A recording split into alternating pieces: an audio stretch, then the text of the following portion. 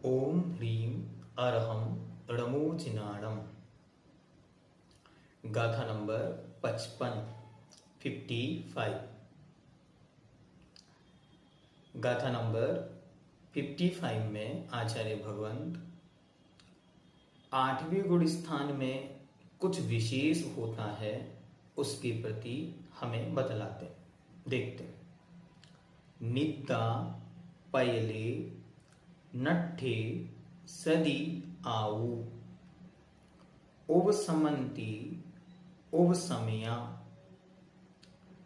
खवेयम ढुक्के खवेया नियमेण खवन्ति मोहम तु। निद्दा पयले नट्ठे सदियाऊ उपसमन्ति उपसमया खवेयम ढुक्के खवेया नियमेण खवन्ति मोहम तु। निद्रा और प्रचला इन दो कर्मों के नट्ठे अर्थात नष्ट होने पर, नष्ट होने का तात्पर्य यहाँ पर उनकी बंध विच्छुत्ति हो चुकी है, तथा सती आयुषी आयुषी मतलब आयुष कर्म, आयु कर्म के होने पर उपशमकः जो उपशमक हैं, मतलब जिन्होंने 8वें गुण स्थान को उपशम श्रेणी के साथ चढ़ा है, ऐसे उपशमक उपशमंती उपशम करते हैं। तथा खवेयम ढुक्के खवेया और जो छपक हैं अर्थात जिन्होंने छपक श्रेणी को चढ़ा है, वह ढुक्कमान अर्थात उसमें जो लगे हुए हैं वे छपका नियमेन नियम से खवंती छप्यंती क्षय करते हैं मोहम तु अर्थात मोहिनी कर्म का। तो क्या कहते हैं? जिनकी निद्रा और प्रचला की बंध विच्छुत्ति हो चुकी है। बंध विच्छुत्ति शब्द का अर्थ क्या होता है? बंध विच्छुत्ति शब्द का अर्थ है अर्थात अब इन कर्मों का बंध नहीं होगा। तथा जिनका आयु कर्म अभी विद्यमान है, ऐसे उपशम श्रेणी का आरोहण करने वाले जीव शेष मोहिनी कर्म का उपशम करते हैं, और जो चपक श्रेणी का आरोहण करने वाले हैं वे नियम से मोहिनी कर्म का छपन क्षय करते हैं। जिसके अपूर्व करण के 6 भागों में से पूर्व में आपको बतलाया था कि 8वें गुण स्थान के 6 भाग होते हैं। तो जिसके अपूर्व करण के 6 भागों में से प्रथम भाग में निद्रा और प्रचला की बंध विच्छुत्ति हो गई है। इन दोनों कर्मों की बंध विच्छुत्ति यहीं पर होती है। जब आप कर्मकांड ग्रंथ का अध्ययन करेंगे या करणानि योग दीपक भाग 2 का अध्ययन करेंगे, तब वहां पर आपको बंध विच्छुत्ति, सत्व और आदि आदि के विषय में चर्चा बतलाई जाती है।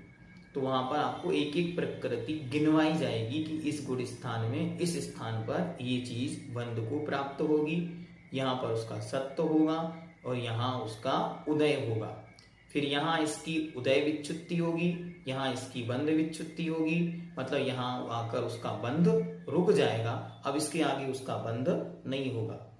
इस कथन से अष्टम गुण स्थान का प्रथम भाग लेना चाहिए, क्योंकि उपशम या क्षय का प्रारंभ यहीं से होता है। जो मरण के सम्मुख नहीं है, तो क्या आयु कर्म के विद्यमान होने से क्या अर्थ लेना है? तो कहते हैं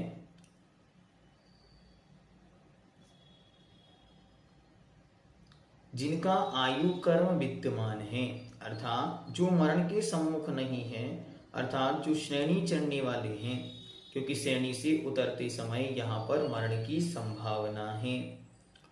इस प्रकार के उपसम श्रेणी को चढ़ने वाले जीव के अपूर्व करण परिणामों के निमित्त से मोहिनी कर्म का उपसम और छपक श्रेणी वालों के क्षय होता है।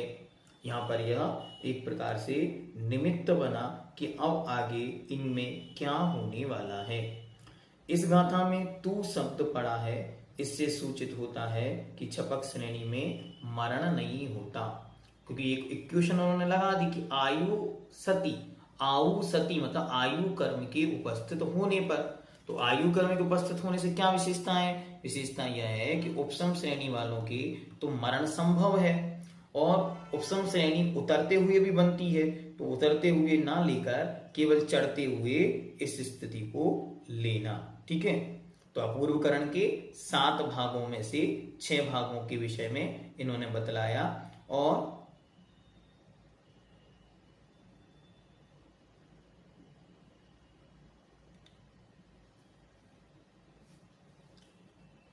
अपूर्व, देखो इसका विशेषार्थ देखते हैं।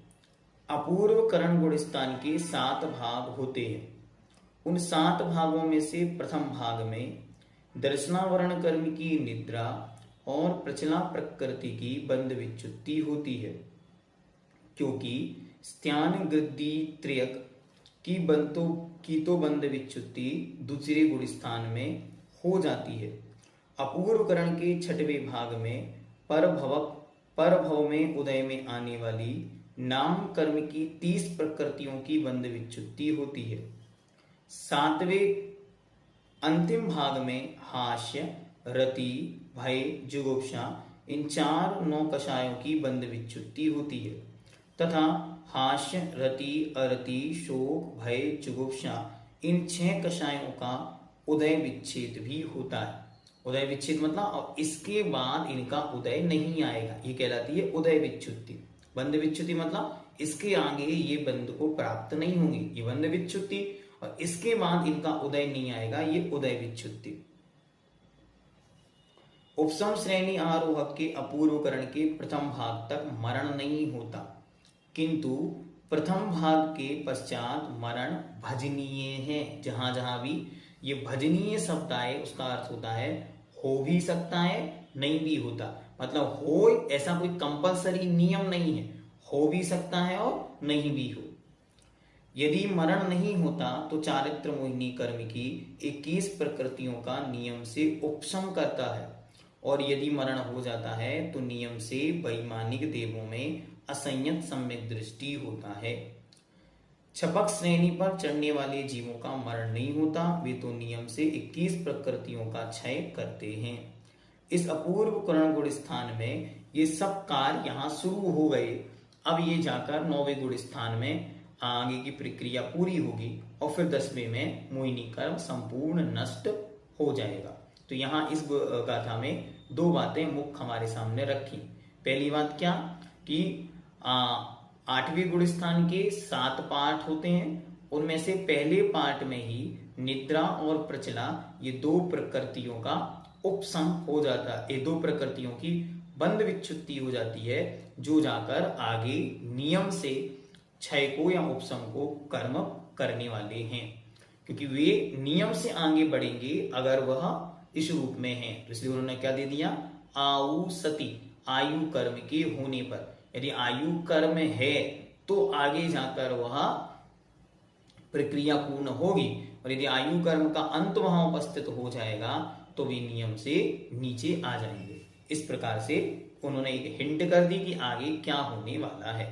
अब वो क्या होगा उसे वे आगे बतलाते हैं।